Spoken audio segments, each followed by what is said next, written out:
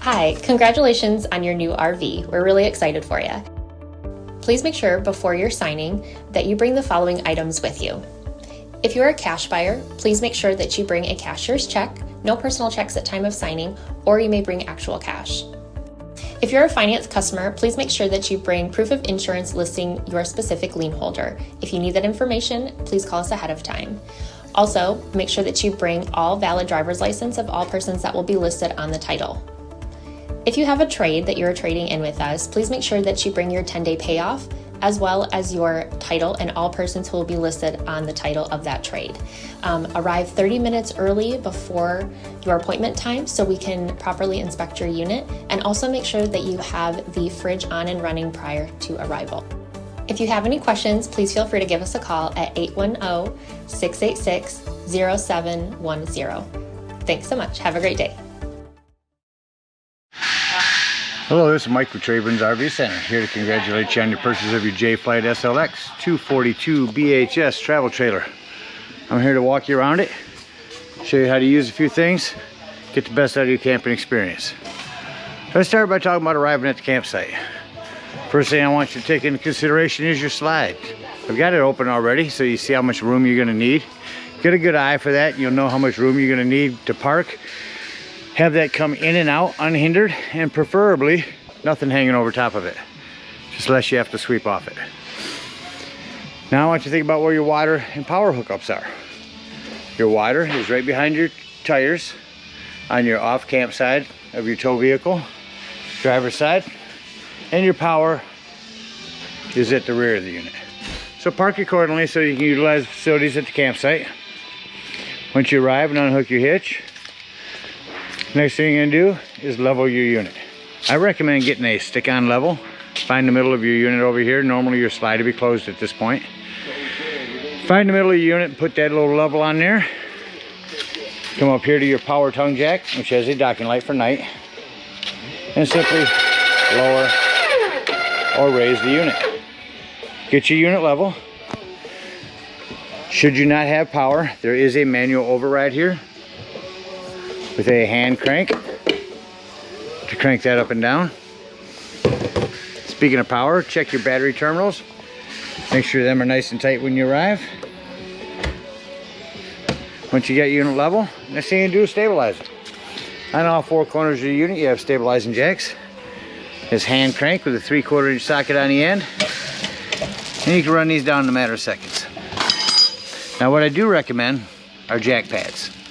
Jack pads are going to protect the feet of your stabilizing jacks from dirt, debris, hot blacktop in the summer, better distribute the weight. Get a 4-pack of them and run them down just until they're taut. Remember, these are stabilizing jacks, not leveling jacks. Get all 4 of those down nice and tight. Go back around, look and see if any of them have lifted at all. You don't want to change the levelness of your unit, you just want to stabilize it. Once you get your unit level and stabilized, we're going to go ahead and hook our power and water up. Again, your power cord stores conveniently in the rear of the unit. Big long 30 amp cord. And should you need it, there's a 30 to 110 adapter that comes in your convenience pack if you need to plug in at home. Now let's hook our water up. Real simple here, city water connection. First and foremost, your water pressure regulator. This water pressure regulator is going to reduce the water pressure to 40 to 50 psi. You're always going to want to use this when putting water into your city water connect or your black tank flush. You don't know what the water pressure is at different parks, and this will protect the lines in your unit. Hook up your water pressure regulator, hook up your hose, but don't turn your hose on yet. Let's find your hot water heater. Yours is on the back of the unit here. All we're doing at this point is returning our drain plug. You may have left it out from last time you were camping. Go ahead and put that on there nice and tight.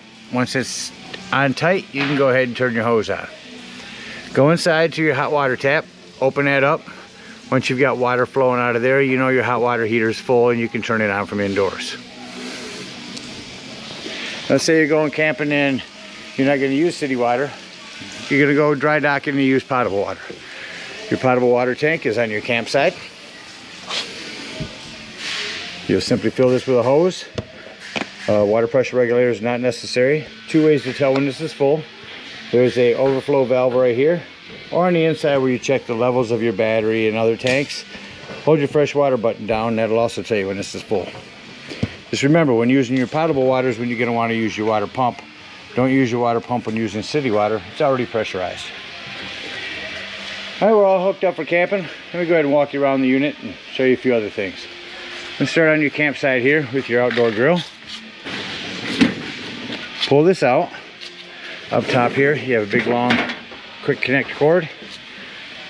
Connect it right up underneath there to your grill, and right up underneath here to your quick connect LP.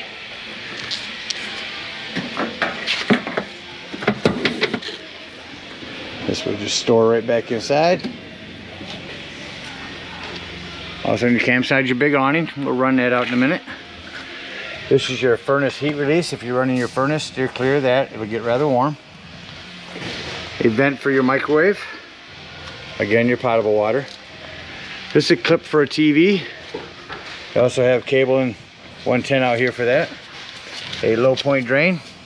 This will be your low point drain for your potable water. Around your unit, your pass-through storage. All your hitch work there. Coming in front of your unit, there's your cover for your propane tanks. Propane does have a regulator. Simply point it toward the tank you wish to be using. Lefty-loosey to open. Coming around the unit here, more pass-through storage. Your other stabilizing jack. Your slide. They do have a fluid that you can spray on and apply to this wiper. The best way to get longevity out of the life of these is to keep them pliable. So grab you some of that with your coupon as well and apply that a couple times a year. Over here by your docking station, up top you have your black tank flush. Have a nice outdoor shower. City water connect. Here's your black and gray holding tanks, as well as your low point drain. Here's where you drain your waters if hooked up to city water. And on the back of your unit, here's where you plug your cable in. You have a spare tire with a cover. Your unit's also prepped for a Furion backup camera. It's a device you purchase from our store that sets on the dash of your tow vehicle, giving you a backup camera. Again, your hot water heater and your ladder to go up and check your seams. Caulk as needed, a couple times a year is recommended. That about covers everything out here. Let's go inside where it's a little quieter. So coming inside your unit, first thing I want you to note at the entry doorway is your smoke fire extinguisher. Make sure that you and everyone that's camping with you knows that the fire extinguisher is by the entry doorway in case of an emergency. Just to the right of that is your 12 volt carbon monoxide detector. The reason I mention this is 12 volt, it's always running off your battery. So if you're going to be gone for the day, nothing plugged in running your battery, go ahead and disconnect your battery so this doesn't run your battery down. Up here on the wall, I'm going to go ahead and turn on this kitchen light. You have a lot of individual lighting like this throughout the unit. In here, your outdoor and interior lights. Here's where you check your tanks, your brand new battery, your empty fresh water tank. That's where I said you can hold the button down and tell when your potable water is full. Down here's your slide control. We'll run that back in when we leave the campsite. I'm going to go ahead and run your awning out real quick to show you how far to run that out.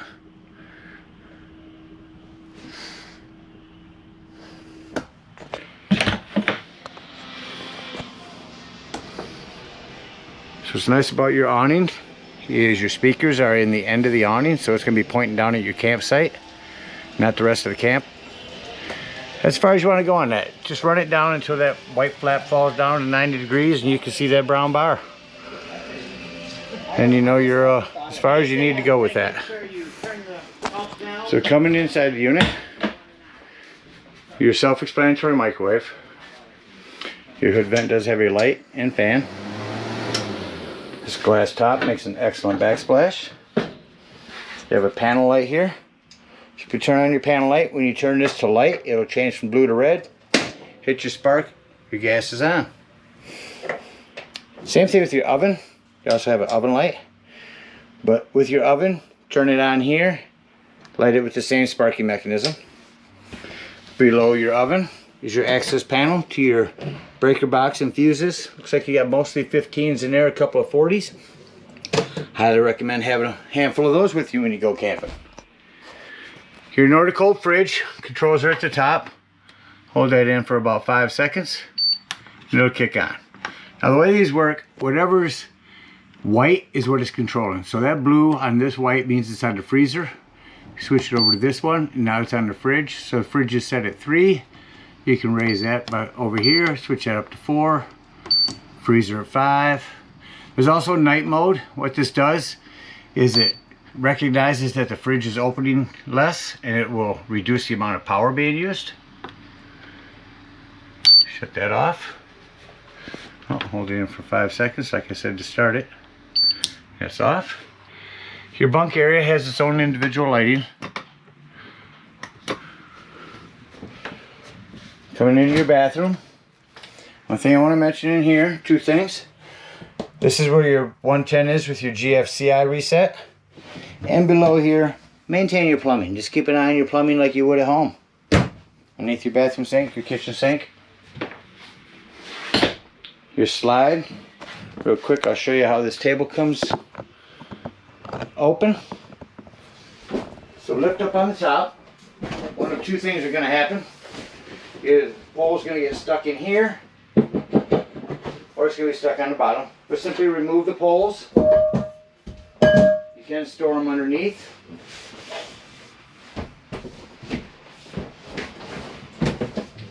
Set your table down. Remove your back cushions. The end cushions actually.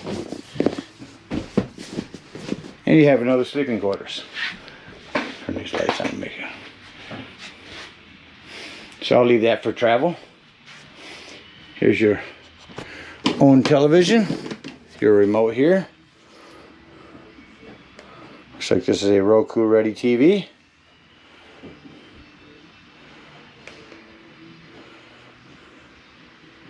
You have to go through here and set everything up. Shut that off. There's also a remote for your sound system. RV Technology sound system. Turn it on here, turn it on FM. Hit scan. I don't know if we'll pick anything up in here, but we will attempt it. Okay, so now exiting the unit. In order to close these steps, you need this exterior door to be all the way open. Not partially, because this will catch on it. Lift up your door. You can use the handle. Settle into the door. Pull back on this and lock that in there. Close your exterior door. Lock and deadbolt your door. Lift and turn your handle. If you're using potable water, come right here and open up your potable water drain.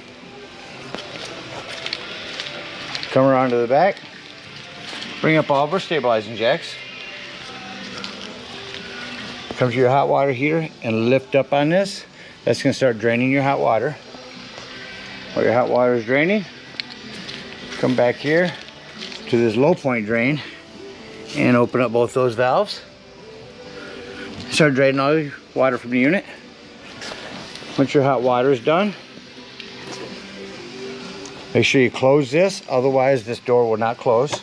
Snap that closed and open up your drain plug. Once that's done draining, go ahead and close up your hot water heater. A lot of people forget to do that. Unplug, hook up your hitch, and head on up to the dump station. At the dump station, you take your sewage hose, comes in your convenience pack, hook it up, hook the other end up into the sewage. It's 10 foot long. And go ahead and pull your black holding tank. That's going to be your right handle. It is actually black. And that's going to start dumping your tanks. Once your sewage sounds like it's no longer draining, come up here to your tank flush valve. Hook the hose up at the dump station, again with your water pressure regulator. And go ahead and turn that hose on. Make sure you leave your black handle open. That's going to spray out your black tank, get all that nastiness out of there.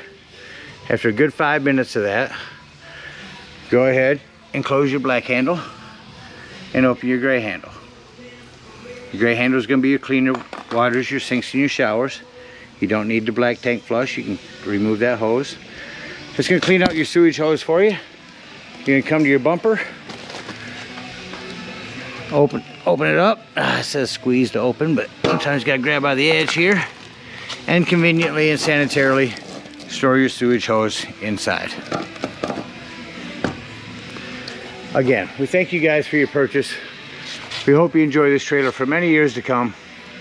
Happy camping.